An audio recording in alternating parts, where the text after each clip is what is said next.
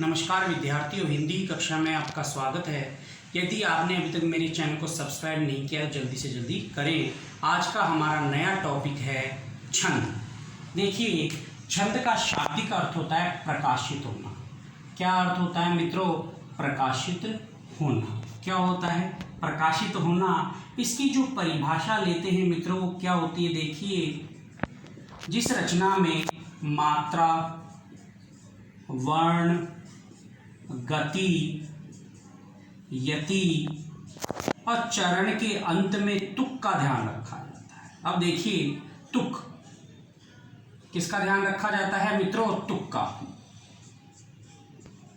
अब देखिए, मात्रा स्वर की होती है, वर्ण अक्षर, गति यानी लय, यति यानी विश्राम यानी ठहराव जिसे अपन कहें, और तुक चरण के अंत में मिलते हैं। किसके अंत में मिलते हैं? चरण के अंत में यदि समान तुक मिलते हैं तो वह तुक कहलाते हैं। अब देखिए, ये इसकी परिभाषा हो गई। जिस रचना में मात्रा, वर्ण, गति, यति एवं चरण के अंत में तुक का ध्यान रखा जाता है उससे छंद कहते हैं। अभी मित्रों ये चीज समझ में आपके?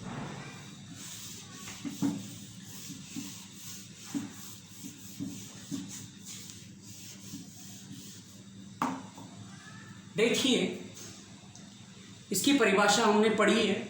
छंद के प्रकार पढ़ते हैं। छंद के प्रकार ये दो प्रकार के होते हैं। पहला होता है आपके मात्रिक, दूसरा होता है वर्णिक। देखिए, मात्रिक छंद में मात्राओं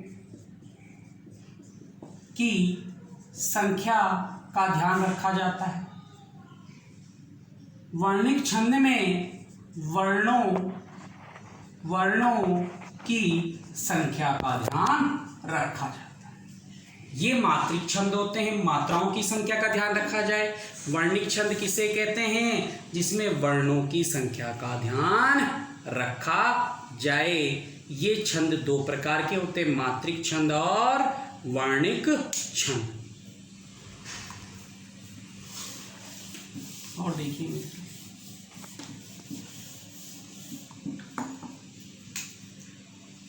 मात्रिक व वर्णिक छंद के प्रकार या जिसे कहें भेद। मात्रिक और वर्णिक छंद के प्रकार ये तीन प्रकार होते हैं। कितने? तीन। पहला होता है आपके सममात्रिक छंद। कौन सा? सममात्रिक छंद। कौन सा छंद होता है? कौन सा प्रकार होता है? सममात्रिक। जिस छंद के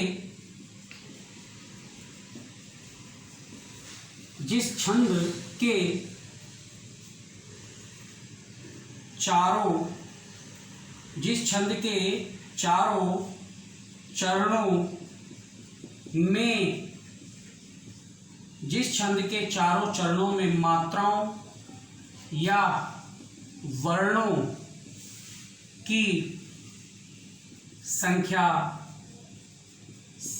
समान।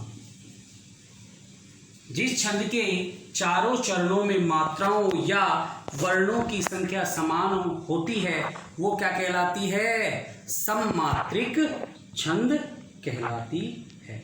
अब देखिए, जैसे मैं कहूं 1 2 3 4, अर्थात पहले चरण में भी 16 हो, दूसरे चरण में भी 16 हो, तीसरे चरण में भी 16 और चौथे चरण में भी 16 हो, यानी सभी चरणों में मात्राओं या वर्णों की संख्या समान होगी तो ये सममात्रिक छंद कहलाएगा। जैसे करके देखते हैं, चौपाई है, चौपाई छंद, गीतिका है और हरि गीतिका है। ये इसके उदाहरण हैं मित्रों।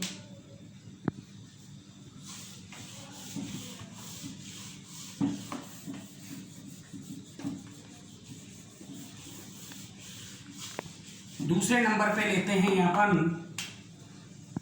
अर्ध सम मात्रिक छंद। अर्ध सममात्रिक छंद। अर्ध सममात्रिक छंद में क्या होता है, देखिए, जिस छंद के विषम चरण यानी पहला व तीसरा, जिस छंद के विषम चरणों में, जिस छंद के विषम चरणों एवं सम चरणों में, समचरण कौन से होते, समचरण कौन से होते हैं, देखिए, दूसरा व चौथा, दूसरा व चौथा, यानी समचरणों में मात्राओं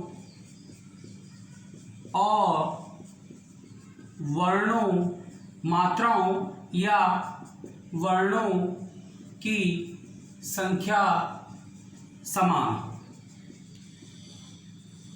अब देखो इसको कैसे समझेंगे हम। देखिए, पहला विषम चरण है,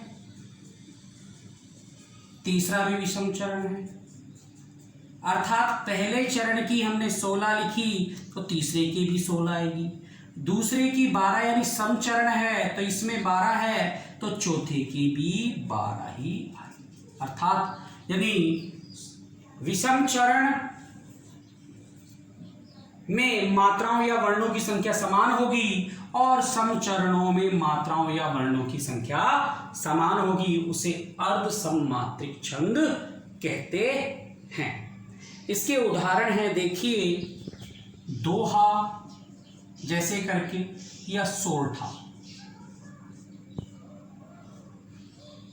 दोहा या सोरठा।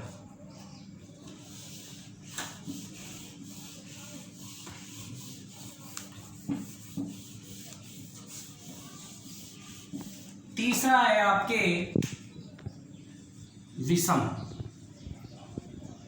छंद या विषम चरण। देखिए मित्रों, इसमें जिस छंद में 6 या 8 चरण, 6 या जिस छंद में 6 या 8 चरण हो और उनकी मात्राओं अथवा वर्णों की संख्या क्या हो, अलग अलग, क्या हो, अलग अलग हो, उसे क्या कहते हैं, विषम छंद कहते हैं। इसका हमको ध्यान रखना है। आगे ये चीज समझ में सबके, जैसे करके देखिए, ये छप्पे और कुंडलियां, छप्पे और कुंडलियां। आगे ये चीज समझ में सबके आपके। विषम छंद, जिस छंद में 6 या 8 चरण होते हैं और उनकी मात्राओं अथवा वर्णों की संख्या अलग अलग हो, मात्राओं अथवा वर्णों की संख्या अलग अलग हो, वो कहलाते हैं विषम मात्रिक छंद। आगे ये चीज समझ में आप लोग को।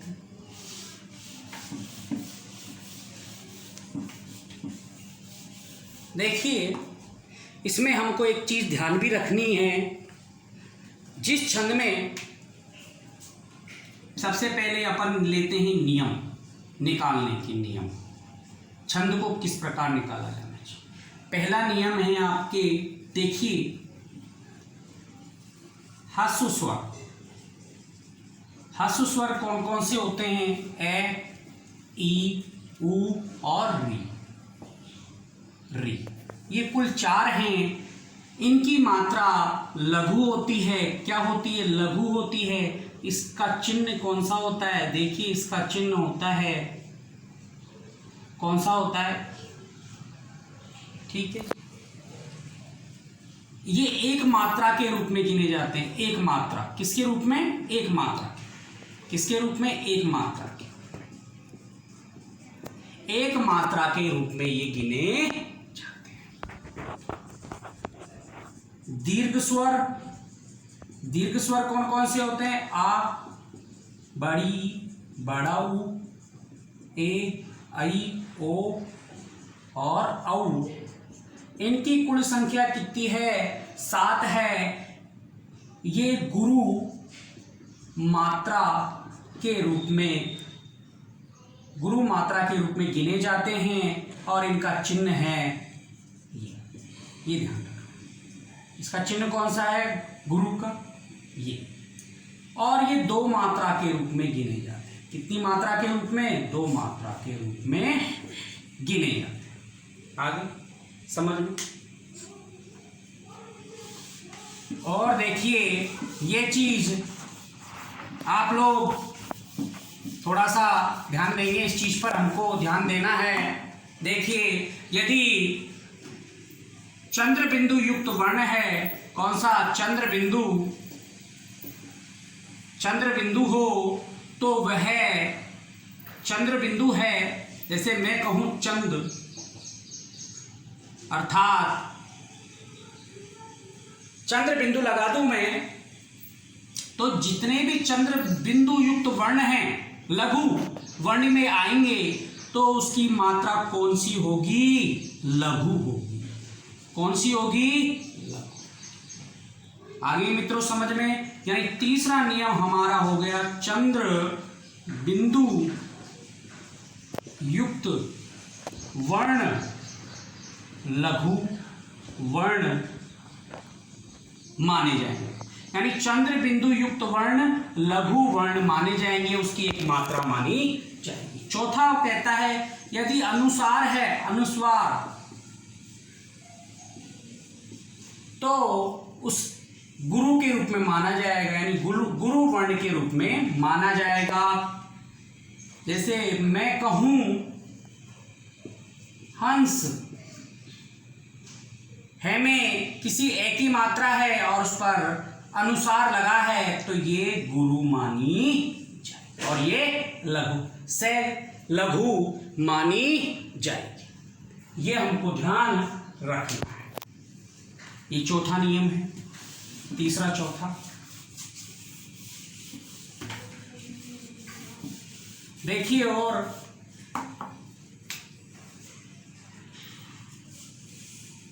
पांचवा, अर्धवर्ण की गिनती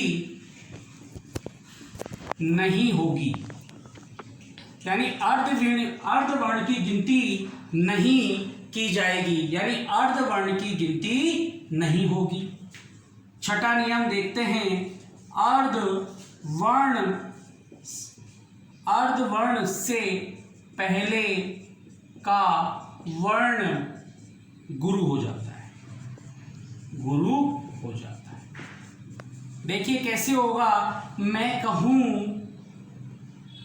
सभ्य, सभ्य लिखा मैंने, अर्धवर्ण है, अर्धवर्ण से पहले कौन सा है? से, तो ये हो जाएगा गुरु। अर्धवर्ण की गिनती नहीं होगी और ये है, ये हो जाएगा। आगे ये चीज समझ में आप लोगों के? अर्धवर्ण की गिनती नहीं होगी, अर्धवर्ण से पहले का वर्ण गुरु हो जाएगा। क्या हो जाएगा? गुरु हो जाएगा। सातवां नियम क्या कहता है? देखिए यदि हलंत युक्त वर्ण है तो उससे पहले का वर्ण गुरु हो जाता है। क्या हो जाता है? उससे पहले का वर्ण क्या हो जाता है? क्या हो जाता है? उससे पहले का वर्ण गुरु हो जाता है। क्या हो जाता है? गुरु। अब देखिए कैसे होगा वो हलंत युक्त वर्ण। देखिए यहां पर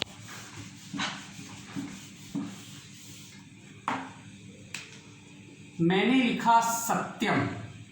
अब देखिए यहां पर यह है तय वर्ण है आधा, इससे पहले वाले का वर्ण, अर्धवर्ण से पहले का वर्ण हो जाएगा गुरु। तय क्या है? आधा, अर्धवर्ण की गिनती नहीं होगी। मैं है, हलंत लगा हुआ है, इससे पहले का वर्ण क्या है? यह है, तो ये हो जाएगा। आगे ये चीज समझ में आपके? अब चलते हैं हम 8वें नियम पर। 8वां नियम क्या कहता है, देखिए, यदि संयुक्त अक्षर है तो उससे पहले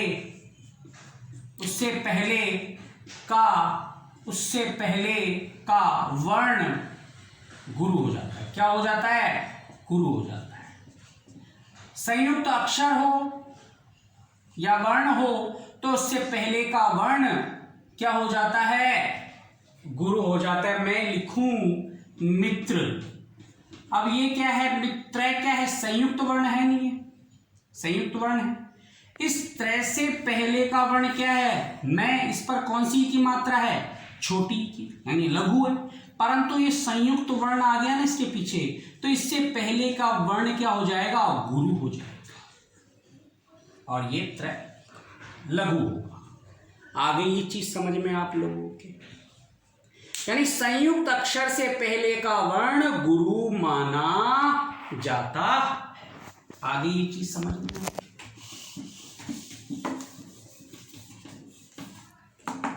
9वां नियम क्या कहता है? विसर्ग से युक्त वर्ण गुरु होता है। अर्थात विसर्ग से पहले का वर्ण गुरु हो जाता है, या विसर्ग युक्त वर्ण गुरु मान। जैसे मैं लिखूं दुख, अर्थात विसर्ग से पहले का वर्ण कौन सा हो गया? दु।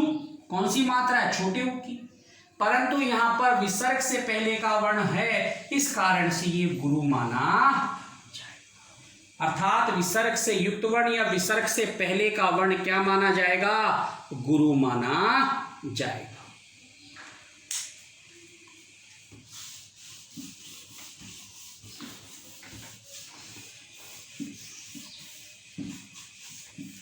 देखिए, गण तीन वर्णों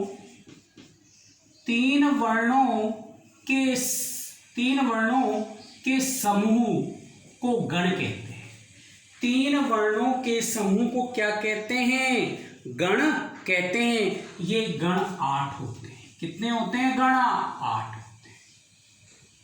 इसको किस प्रकार से सूत्र के द्वारा हम देखिए, ये मा ता रा जय भा न से लगा, ये माता राज भानस लगा। ये इसको सूत्र है। इस सूत्र के द्वारा हम ये गण प्राप्त कर सकते हैं। अर्थात 3 वर्णों के समूह को गण कहते हैं। जैसे मैंने पवन लिखा तो ये गण हो गए 3। कितने हैं? 1 2 3। आगे समझ में, यानी 3 वर्णों के समूह को गण कहा जाता है। आगे ये चीज समझ में आप लोगों की, यानी 3 का जोड़ा बने जहां कहीं पर भी वो गण कहलाते, यानी 3 के जोड़े अर्थात 3 वर्णों के समूह को गण कहा जाता है। अब देखिए, इस प्रकार से हम यह माता राज भानस लगा से गण 8 प्राप्त कर सकते हैं। आगे मित्रों समझ में ये चीज देखिए, जिस छंद में, किसमें? जिस छंद में 26 वर्ण तक के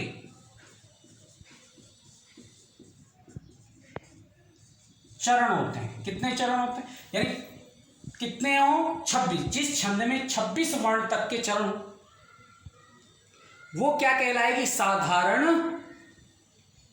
क्या कहलाएगा? साधारण छंद कहलाएगा। वर्णिक छंद, साधारण वर्णिक छंद। यानी जिस छंद में 26 वर्ण तक के चरण दिखाई देते हैं वो कहलाता है साधारण वर्णिक छंद। और 26 से अधिक हो, 26 से अधिक हो, वो अलग प्रकार के दंडक छंद में चले जाते हैं। किसमें चले जाएंगे? 26 से अधिक। किसमें चले जाएंगे? 26 से अधिक। किसमें? दंडक छंद में। किसमें? दंडक।